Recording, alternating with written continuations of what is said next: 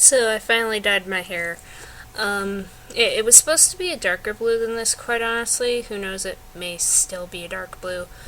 I'm colorblind, you guys know. But I think it looks really cool. Apparently I'm kind of allergic to hair bleach because we got a bunch of small bumps on my forehead that apparently were blisters. I didn't see anything, I didn't feel anything, but Leah said they were there. She was freaking out, and she wanted to make me go to the emergency room, which thankfully didn't happen because they disappeared. So, this happened. I think it looks pretty neat. It feels really soft. My forehead's a little sore, mainly just because from all the scrubbing that was done. But I have blue hair now, or green, or whatever color it is, and I think it looks pretty nice. So, that's the thing. We keep having a bunch of snow days, so I've been at home doing basically nothing except sleeping and waiting to go to work.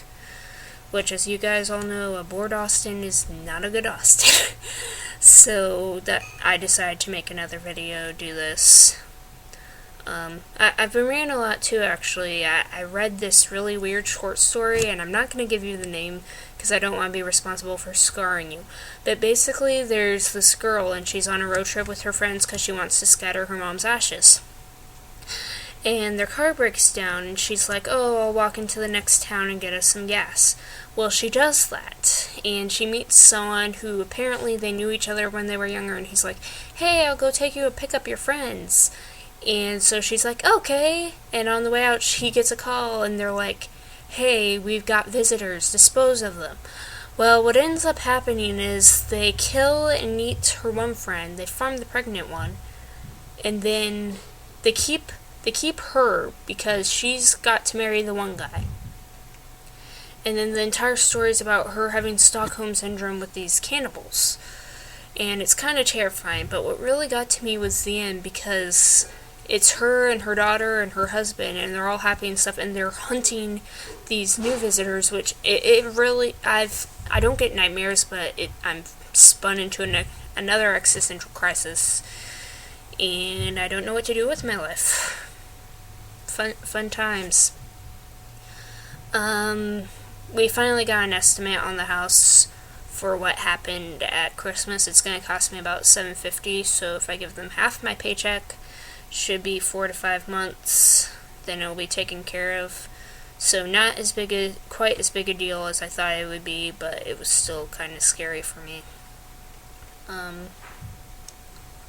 I really don't know what to say. I'd show you my blanket, but there's a lot of black in it, and it's just really, I feel okay. It's just, you ever get that feeling that you keep on being replaced, and it's not, they don't even have the decency to downgrade immediately after you.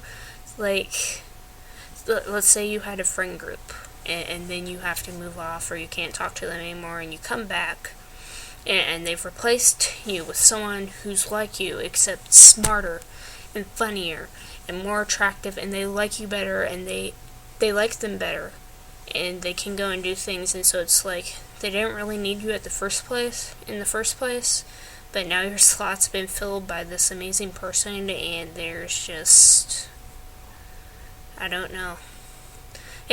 I should be used to it by now, but it's kind of depressing, and I miss being able to see some people, but maybe this is for the best, a clean break type deal.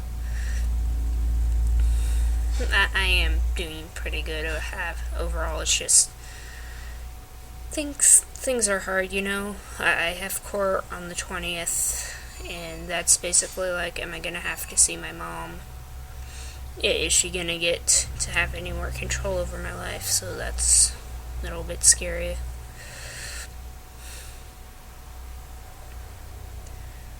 That's the update. I'll probably have another video for you guys later, but signing off.